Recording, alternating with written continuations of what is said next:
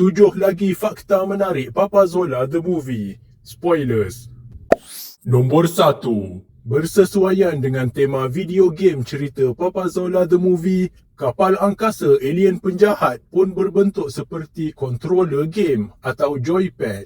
Sama juga dengan topi mahkota yang dipakai oleh ketua mereka.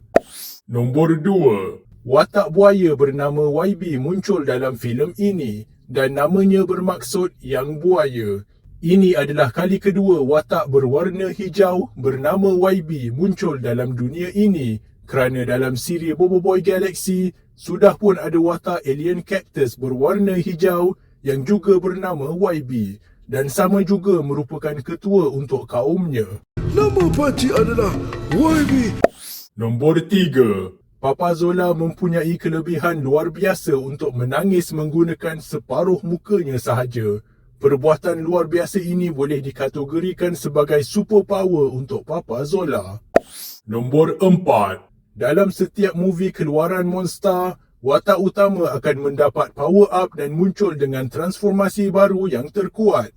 Dalam Bobo Boy Movie 1, Bobo Boy mendapat kuasa pecahan 7 elemen dan ini termasuk dengan elemen-elemen baru serta transformasi tahap kedua yang baru.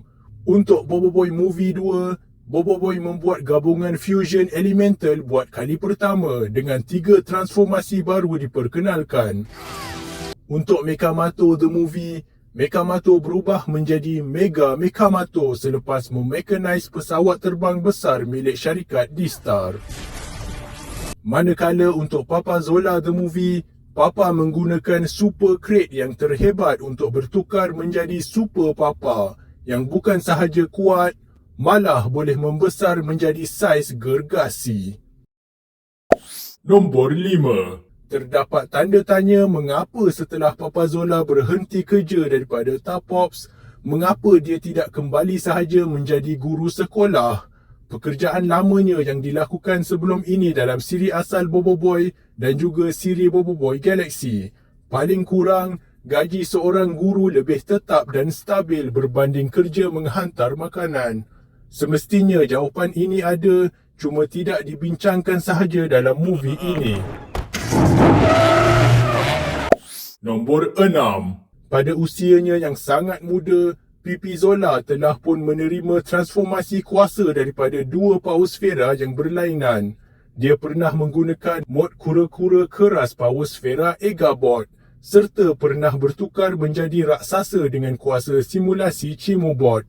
Barangkali belum pernah ada individu semuda ini yang pernah mendapat begitu banyak kuasa daripada power sfera. Nombor 7. Dalam kalangan geng Bobo Boy, hanya Bobo Boy dan Gopal sahaja yang muncul dalam movie Papa Zola ini.